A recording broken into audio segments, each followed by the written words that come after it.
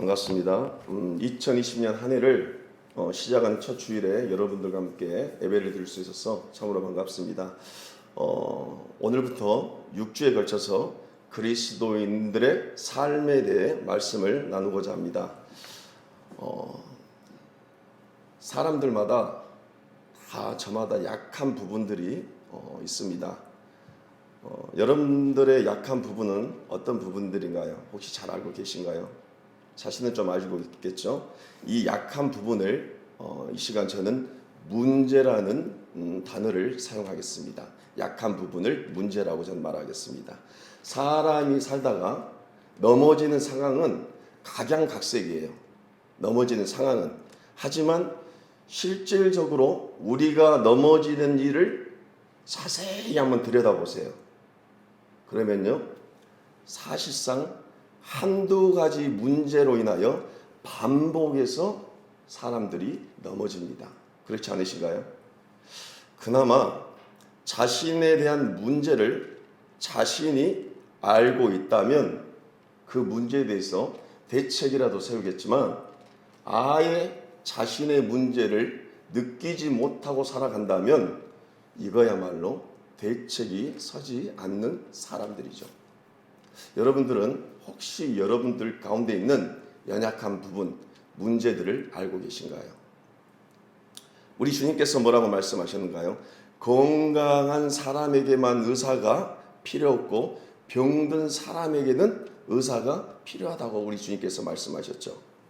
그래서 성도의 인생에서 계속해서, 그러니까 자신의 문제, 즉 병든 부분을 성도는 반드시 알아야 된다는 거예요.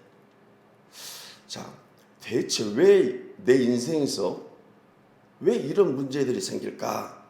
그리고 왜 이런 문제들이 반복적으로 나타나서 나를 아프게 하는가? 혹시 이런 생각해 보셨는가요? 그런데요, 이 문제들이 정작 본인만을 아프게 한 것이 아니라, 물론 개인의 신앙의 성숙도 방해가 되죠. 그런데요, 이 문제는 반드시 선한 삶의 열매도 맺지 못하게 만들 뿐더러 이 병든 부분이 타인을 공격하고 가정을 공격하고 그리고 내 이웃을 힘들게 하고 결국에는 교회 공동체까지 공격하게 돼 있어요. 이 문제가. 자, 빨리 이 문제를 인식한 사람은 성도라면, 내 문제를 인식한다면 치료하시는 분, 그리스도께 나아가 회복할 수 있는 방법을 구하겠죠. 은혜를 구하겠죠. 하지만 정작 내가 자신이 문제가 없다고 여기는 사람들은 그렇게 문제를 안고 살아갑니다. 오늘 이 문제를 라는 주제를 가지고 머릿속에서 잘 이렇게 생각해 놓으시고 오늘 본문의 말씀을 따라오시길 바랍니다. 자, 오늘 본문의 이야기를 하겠습니다. 먼저 본문의 이야기를 하기 전에 베드로전서 전체적인 본문의 구조를 먼저 알 필요가 있습니다. 오늘 본문의 구조는요 1장 1절에서부터 2절은 사도 베드로가 가벼운 인사말을 해요. 그리고 1장 3절에서부터 5장 11절에 이르기까지 거룩한 삶에 대한 권면의 이야기를 합니다. 그리고 나머지 12절부터 끝절은 마지막 마무리 인사를 하는 전체적인 베드로전서의 구조가 담겨져 있죠. 자, 이 구조를 알아야겠죠? 그러면 이 구조 가운데, 이 과정 가운데 삶의 권면에 대한 이야기를 설명하는 과정 가운데 왜 성도의 인생에서 거룩함이 필요한가라는 주제를 가지고 오늘 사도가 오늘 본문에서 이야기를 하는 거예요. 왜 성도의 인생에서 거룩함이 필요한가? 왜 필요할까요? 성도의 인생에서 왜 거룩함이 필요할까요? 이야기를 잘 들으시길 바랍니다. 13절을 보니까 이렇게 기록되어 있죠. 그러므로 이렇게 기록되어 있죠. 13절 시작이 그렇다면 앞절에 사도 베드로가 무슨 말을 했겠죠? 무슨 말의 결론이겠죠. 그러니까 그러므로 이제 이어서 하는 거예요, 말씀을. 자, 앞절에 이렇게 말씀했어요. 예수 그리스도가 부활의 의미를 너희들은 알고 너희도 예수를 믿는 백성들로 거듭났으니 예수님처럼 부활할 것이라는 소망을 가지거라. 사도 베드로가 말씀을 했어요. 그리고 예수 그리스도가 소망만을, 여기서 소망은 부활의 소망이에요. 자, 예수 그리스도가 부활의 소망을 우리에게 주신 것이 아니라, 그것만을 주신 것이 아니라 영원하고 썩지 않는 소망의 실체인 유업을 우리에게 있게 하신다는 것을 기억해라. 이렇게 미리 말씀하셨어요. 그리고 13절에 그러므로 이렇게 이어가는 거예요. 좀 이해가 되신가요? 그런데요, 바로 그러므로 하면서 그 다음에 너희 마음의 허리를 동이고 근신하여 이렇게 말씀을 해요. 너희 마음의 허리를 동이고 근신하여, 이 말의 뜻이 무슨 뜻이냐면, 그 시절에 사람들은 긴 저고리가 길어요. 우리나라로 말하면 도포자루 같은 거예요. 도포자루 길죠. 그러니까 추렁추렁하니까 딱 쪼아매라는 거예요. 또 어떤 의미를 또 담겨 있냐면 손을 딱 걷어 오르는 거예요. 무슨 일을 하기 전에 손 딱 그렇게 소매를 걷어 오르는 거예요. 야무딱지시게. 또 하나는 뭐냐면 그 운동선수가 도복을 입고 벨트를 딱 조이는 거예요. 이거하고 같은 개념이에요. 그러니까 너희 마음의 허리를 동이고 근신하여, 그러면 이 다음 절에 뭔가가 좀 화이팅 넘치는 뭔가가 있으면 좋겠죠. 야, 손을 걷어 올리고 허리를 동이매고 저 세상에 나가서 뭔가 화끈하게 뭔가를 하면 좋겠는데, 사도 베드로는 뭐라고 말하냐면 15절에 말씀을 오직 너희를 부르신 거룩한 이처럼 너희도 모든 행식에 거룩한 자가 되라. 이렇게 말씀해 버려요. 좀 힘이 빠져버리죠.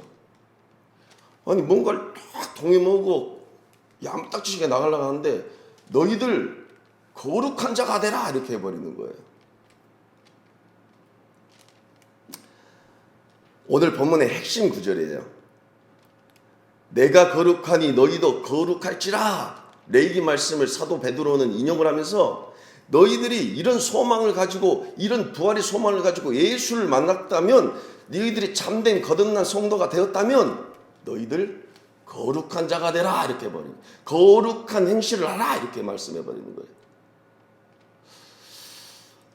우리 로마서 6장 17절의 말씀 한번 볼까요? 자, 앞에 한번 읽어보십시오. 자, 앞에 보시고요. 우리 한 목소리로 합독합니다. 시작. 하나님께 감사하리로다. 너희가 본래 죄의 종이더니 너희에게 전하여 준 바 교훈의 본을 마음에 순종하여 외모로 보시지 않고 각 사람의 행위대로 심판하신 이를 너희가 아버지라 부른지 너희가 나그네실 때를 두려움으로 지내라. 예, 죄송합니다. 로마서 6장 17절의 말씀 다시 한번 제가 읽겠습니다. 하나님께 감사하리로다. 너희가 본래 죄의 종이더니 너희에게 전하여 준 바 교훈의 본을 마음에 순종하여. 자, 여기서 교훈의 본을 마음에 순종하여, 이게 무슨 뜻이냐면요, 너희들이 정말 새롭게 회심을 했다면, 거듭난 그리스도인이라면 그리스도의 도덕적이고 윤리적인 가르침에 따라 자발적으로, 율법에 매인 것이 아니라 자발적으로 그리스도를 본받아 그의 가르침과 그의 삶을 따라 살아야 한다는 거예요. 자, 여기서 말하는 그의 가르침과 그의 삶을 따라 사는 것이 경건함이에요. 이 가르침에 따르지 않고 반대로 살아가는 것이 불경건함이에요. 너희가 참된 그리스도인이? 너희가 예수를 주라고 입으로 시인하고 있니? 너희가 그리스도를 따르는 제자라고 말하니? 그렇다면 너희들 거룩해야 돼. 거룩한 삶을 살아야 해. 지금 이 말을 하는 거예요. 오늘날 한국교회에 가장 필요한 거죠. 자, 여러분들에게 첫 번째 질문을 하겠습니다. 사랑하는 성도 여러분, 여러분은 경건함으로 살아가신가요? 아니면 여전히 예수를 구주라 시인하면서도 불경건함으로 살아가신가요? 말씀을 들으면서 자신에게 진단을 해보시기를 바랍니다. 먼저는요, 불경건에 대해서 한번 알아보겠습니다. 자, 불경건은 어떤 모습으로 나타날까요? 17절에 보니까요, 외모로 보시지 않고 이렇게 기록되어 있어요. 불경건은 외적으로 보여주는데 상당히 집중을 해요. 하나님은 사람을 외모로 보시지 않는다고 말씀하셨죠. 그런데요, 오늘날 시대는 경건에 대해서, 그것도 심지어 교회 안에서도요, 경건에 대해서 이야기를 하면 시대에 뒤떨어진 고리따분한 신학이다 이렇게 말해버려요. 한번 잘 생각해 보세요. 우리가 신앙생활을 오래 했잖아요. 근데 우리가 경건에 이르자, 경건한 삶을 살자, 경건한 예배를 드리자, 이런 말들을 잘 들어본 지 오래됐던 것 같아요. 시대에 뒤떨어진 고리따분한 신앙의 이야기다 이렇게 말해요. 또 뭐라고 말하냐면요, 세상은 변했다는 거예요. 이제는 외적으로 그럴싸해 한다고 주장을 해요. 그러니까 뭔가 얼싸절싸, 얼싸덜싸는 전라도 방언이고요. 정확한 표준어는 얼싸절싸더라고요. 얼싸절싸라는 뜻 안에 무슨 의미가 담겨 있냐면 흥이 나서 뛰노는 모양을 나타내요. 그리고 양편이 다 좋도록 중간에서 주선하는 모양을 나타내요. 양편이 다 좋다는 거예요. 이것도 좋고 저것도 좋다는 거예요. 다 좋으면 좋은 것이 좋은 거라는 거예요. 너도 좋고 나도 좋은 신앙. 불경건하지 않는 모습들이에요. 그런데요, 이런 사람들이 이러한 것들이 좋은 신앙이라고 말해요. 그런데 성경은 이런 자들을 가리켜, 외적으로 치중하는 자들을 가리켜 위선자라고 말해요. 불경건한 자다고 말해요. 그런 자들의 특징이 있습니다. 경건에 대해서 조롱은 하면서도 겉으로는 더 경건한 모습을 보이려고 사람들 앞에서 외적인데 아주 집중을 해요. 외적인 모습으로 자신의 신앙을 포장을 해버려요. 설사 위선자들이 스스로 속일 수 있을지라도 하나님은 결코 속일 수 없다는 것을 그들은 망각하면서 살아가요. 인간의 죄성이죠. 우리들 어떤가요? 내가 이런 일을 하면 하나님은 모르실 거야. 아실 것임을 우리가 문자적으로는 아는데 삶 가운데서는 아무렇지도 않겠지. 좋은 게 좋은 거겠지. 이렇게 생각한다는 거예요. 위선은 아무리 아름답게 포장을 하더라도 위선일 뿐이고 사실상 이 안에는 하나님에 대한 경외함이 없는 거예요. 하나님에 대한 경외함. 그리고요, 18절에 기록되었듯이 이 불경건은 헛된 행실로 반드시 나타나요. 잠깐은요, 어떤 선한 열매로 맺어지는 듯 보여요.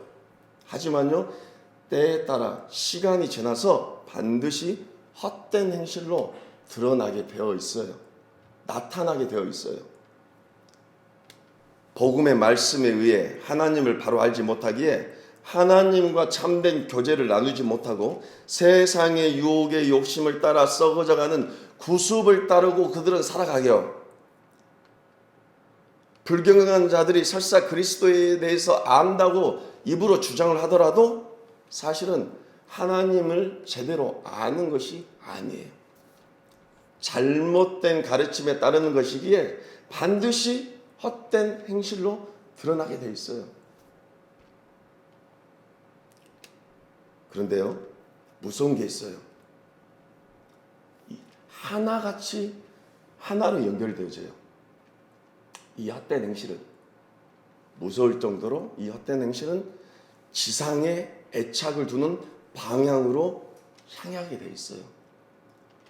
결국은 이 헛된 행실은 지상의 애착, 뭐가 될까요? 결국은 물질로 빠지게 되어 있어요. 세상이 갖고 싶어하는 것들, 그걸로 반드시 빠지게 되어 있어요. 불경건한 자들이죠. 하나님을 경외함이 없는 자들이죠.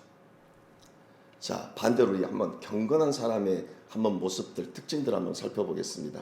이 경건한 사람들은요, 인생의 올바른 목적과 질서를 세워서 살아가요. 경건한 사람은 자기 삶을 올바른 목적과 질서에 따라 살아가는 사람들이 경건한 사람들이에요. 이 타락한 인간은 두 가지 마음이 있어요. 하나님을 향한 소망이 있으나 반드시 어떻게 해서든지 하나님 반대편에서 자신에게 소망을 둬요. 여러분들이 하나님께 소망을 둔다고 자꾸 고백하지만 또 내면의 깊은 곳을 들여다보면 인간은 내 자신에게 소망을 자꾸 두게 되어 있어요. 그러기에 우리는 일정한 규칙이 반드시 필요해요. 우리들이 자녀를 키우더라도 아버지가 오늘 아침 했던 말이 틀리고 저녁에 했던 말이 틀리고 또 기분 좋을 때 말이 틀리고 기분이 나쁠 때 틀리고 이건 일정한 규칙이 아니에요. 혼란이 오겠죠. 성도의 인생에서도 이 일정한 규칙이 필요하다는 거예요. 이 일정한 규칙은 바로 성경의 가르침에 따라 인생의 목적과 질서를 세워 나가야 된다는 거예요. 이런 자들이 경건한 삶을 살아간다는 거예요. 성경이 주는 올바른 목적과 질서대로 살아가는 그 가르침이 우리가 거룩한 삶을 사는 길로 안내한다는 거예요. 여러분의 인생의 안내의 지침서, 안내자들은 혹시 누구인가요? 18절을 보니까요, 이렇게 기록되어 있어요. 너희가 알거니와 너희 조상이 물려진 헛된 행실에서, 이렇게 말하고 있어요. 헛된 행실을 붙잡고 그걸 믿고 가고 계신가요? 그리고요, 두 번째가 있어요. 이 경건한 사람은 선을 사랑하고 악을 미워하는 사람들이에요. 성도는 선을 사랑해야 마땅하죠. 이 세상에서 방황하며 갈팡질팡 살아온 우리들을 하나님께서 우리를 부르셨어요. 그리고 하나님이 우리와 관계를 맺는데요, 거룩함의 기초에서 우리랑 관계를 맺어요. 시작은 우리의 거룩함의 공로로 말미암아 하나님과 관계를 맺는 것이 아니지만 반드시 이 관계가 형성된 시점부터는 하나님이 우리가 선을 사랑하는 삶을 살아가기를 원하세요. 자, 제가 다시 한번 여러분들에게 설명해 드릴게요. 원래 하나님이 우리와 관계를 맺으실 때는 우리가 우리의 공로로 말미암아 하나님과 관계를 맺는 것이 아니에요. 하지만 하나님과 관계를 맺는 이 시점부터서는 반드시 하나님이 선을 사랑하게 만들어요. 거룩한 삶을 살게 하나님께서 원하세요. 그리고 그 길로 하나님께서 이끌어 나가세요.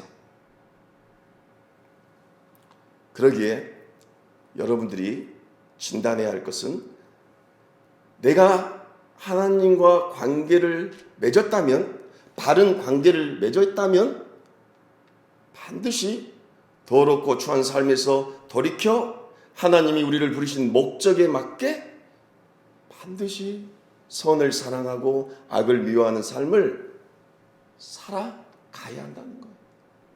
살아가야 하는 것도 맞지만 하나님께서 반드시 선한 삶을 살도록 이끌어 버리신다는 거예요.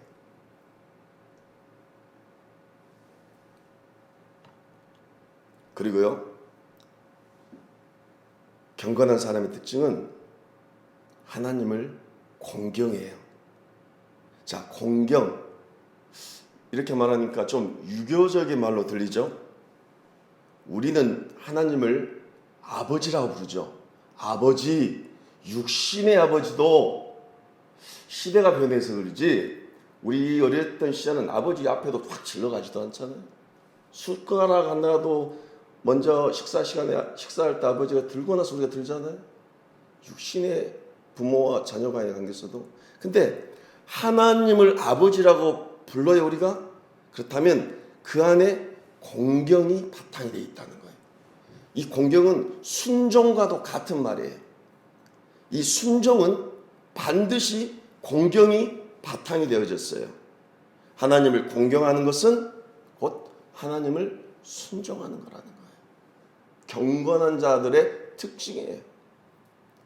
그럼에도 자녀로서 아버지에 대한 공경이 우리에게 없다면 그것은 순종하지 않는 거예요.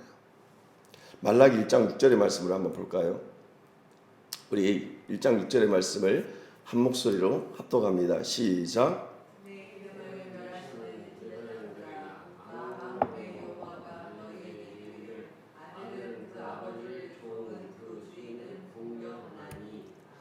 계속 읽겠습니다.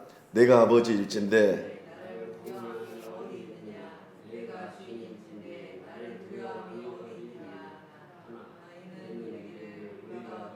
주의 이름을 멸시하였나이까 하는도다. 아멘.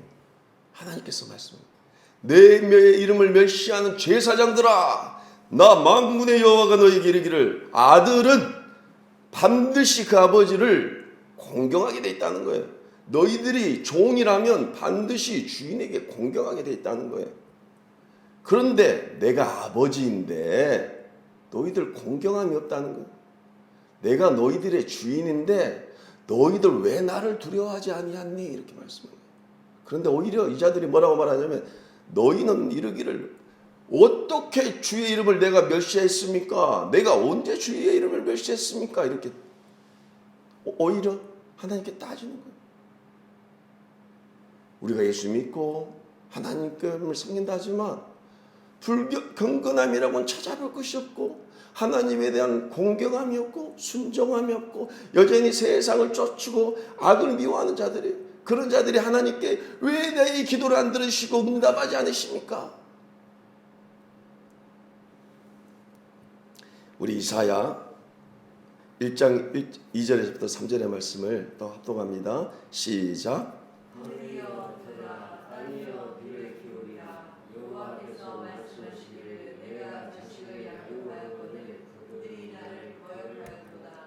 소는 그 임자를 계속 읽습니다. 나귀는 그 주인의 구유를 알건만은 이스라엘은 알지 못하고 나의 백성은 깨닫지 못하였도다 하셨도다.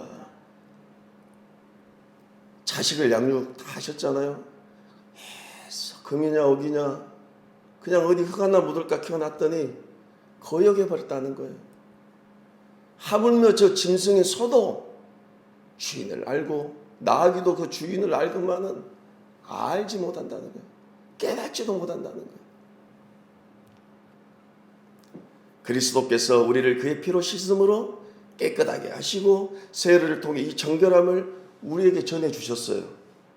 그 은혜를 아는 사람이 거룩함에서 벗어나 하나님께 공경함이 없이 불순종한다면 다시 깨끗함에서 더럽혀지고 정결한 삶에서 벗어나 오물로 다시 들어간다면 그거야말로 악한 것이라는 거예요. 성경은 이런 자들이 불경건한 자들이라는 거예요. 아버지를 공경한다면 아버지가 주신 것을 하찮게 여겨서 안 되는 거예요. 어떤 것이든 경건한 삶을 사는 거예요. 지금까지 경건한 자들과 불경한 자들의 모습들을 살펴보았어요. 자, 그렇다면 실질적으로 거룩하게 살기 위해서는, 경건하게 살기 위해서는 어떻게 하면 됩니까? 이런 질문이 드시겠죠. 이런 생각이 드시겠죠. 성경의 말씀을 근거해서 여러분들에게 전해드리겠습니다.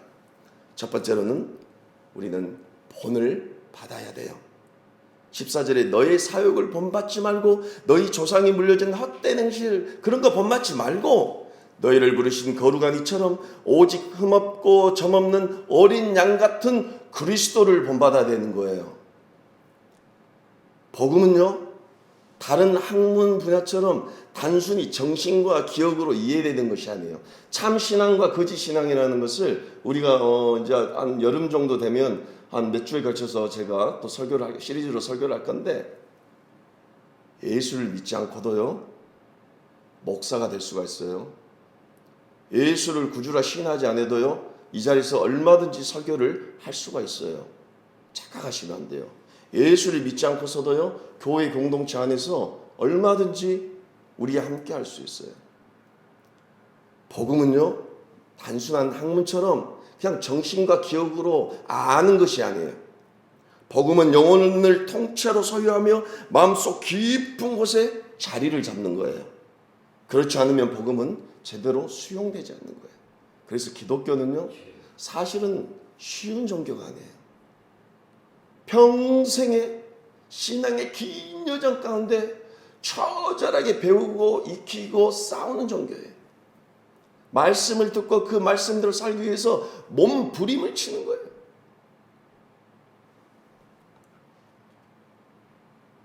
그리스도를 본받아 그의 가르침이 우리 마음속에 들어가 그 능력을 힘입어 우리의 본성을 반드시 변화시켜야 돼요. 그리고 두 번째는 우리의 믿음과 소망이 하나님께 두어야 돼요. 우리의 행동을 이끌 소망을 그리스도께 두어야 돼요. 우리가 거듭난 그리스도인이라면 이 소망을 하나님이 하나님에게 두게 하나님 이끄세요. 하지만 반드시 소망을 가지기 위해 먼저 가식적인 것들을 여러분들은 버려야 돼요. 여러분들 마음 가운데, 삶 가운데 가식적인 것들을 많이 가지고 있으면서 그것들을 가지고 함께 내가 너와 함께 신앙생활을 하겠다, 그리스도께 나아가겠다 한순간 여러분들은 처참하고 비참함을 맛보게 되는 거예요. 그리고 세 번째로는요, 22절에 기록되어 있듯이 너희가 진리를 순종함으로 너희 영혼을 깨끗하게 하여 거짓 없이 형제를 사랑하게 이르렀으니 마음이 뜨겁게 서로 사랑하라. 제가 이 말씀 준비하면서 아멘 했어요. 우리가 언제 형제를 그냥 뜨겁게 사랑해 본 적 있는가요? 혹시? 언제 그런 마음이 있었는가요? 사랑은 하죠. 능링한 사랑 말고 그냥 뜨겁게 막 불타오르는 사랑, 그런 사랑이 있었나? 돌아봅니다. 너희가 진리를 순종하고 너희 영혼이 깨끗해지고 너희들이 거짓이 없니? 그렇다면 너희들 서로 뜨겁게 사랑하라는 거예요. 뜨겁게. 반대로 내 안에 지금 사랑이 없어. 그러면 내가 진리를 순종하고 있는가? 내 영혼이 깨끗해졌는가? 내 신앙에 거짓이 없는가? 있는가? 반대로 살펴볼 필요가 있는 거예요. 사랑하는 성도 여러분, 여러분은 이 거룩함이 근거에서 살고 있으신가요? 오히려 우리가 그렇게 입으로 닮아가서 안 되고 지적했던 교회를 우리가 하나 더 만들어가고 있을지도 몰라요. 마음을 깨끗이 하여 말씀에 반대되는 사욕과 관례로 내려오던 헛된 행실을 본받지 말고 소망을 하나님께 두고 거짓 없이 뜨겁게 형제를 사랑함으로 거룩함으로 교회를, 내 이웃을, 내 가정을, 내 자녀를 우리는 세워나가야 할 거예요.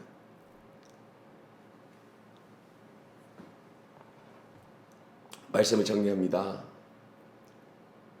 그럼에도 불구하고 우리 인간 참 연약하죠. 그래서 우리 인간은 완전에 이르지 못해요. 지금까지 제 설교를 듣고 도전이 되고 2020년 말씀대로 살려고 도전하겠다는 다짐이 있겠지만 우리는 이 높은 현실의 벽 앞에 많은 실패를 또 맛보게 될 겁니다. 우리가 완전주의로 이 모든 것을 판단한다면 교회에 남을 자가 하나도 없을 것이에요. 우리 하나님도 우리를 저울질하지 않으셨어요. 만약 하나님께서 우리에게 철저하게 잣대를 쥐고 저울질을 했다면 우리 중에 성할 사람 단 하나도 없습니다. 그럼에도 우리는 그 길에서 용기를 잃지 않고 거룩함으로 살아가야 해요. 설령 지금 우리들의 눈에 우리의 소원에 아무런 응답이 없더라도 오늘이 어제보다 더 최상의 것들로 우리에게 주신다는 말씀을 기억하며 이 현실을 믿음으로 인정하고 소박한 마음으로 우리의 목적을 바라보고 우리의 거룩함의 목표에 이르도록 우리는 노력해야 됩니다. 오늘 본문의 사도 베드로는 24절과 25절에 결론과 같이 말씀합니다. 그러므로 모든 육체는 풀과 같고 그 모든 영광은 풀의 꽃과 같으니 풀은 마르고 꽃은 떨어지되 오직 주의 말씀은 세세토록 있도다. 때로는 세상 사람들이 우리를 비웃겠죠. 공격해요. 너희들 거기서 뭐하니? 거기서 뭐 얻어먹을 것이 있어서 거기서 뭐하니? 이런 비웃음도 있을 수 있어요. 때로는 반대로 얼마나 우리들을 지켜 세우고 또 얼마나 우리를 높여 올릴지도 몰라요. 사랑하는 성도 여러분, 다 그런 것들 풀과 같고 풀의 꽃과 같고 마르고 떨어지게 돼 있어요. 그런데 일희일비하지 마시고 오히려 우리의 경건이 지금보다 날마다 더 낫게 되도록 끊임없이 애쓰길 바랍니다. 평생 추구하며 따라가며 살다 우리가 우리의 육체의 연약함을 벗고 하나님 우리를 부르실 때 그때 비로소 완전한 기쁨을 누리시길 바랍니다. 그런 은혜가 저와 여러분들에게 있기를 우리 주 예수 그리스도 이름으로 소망합니다. 기도합니다.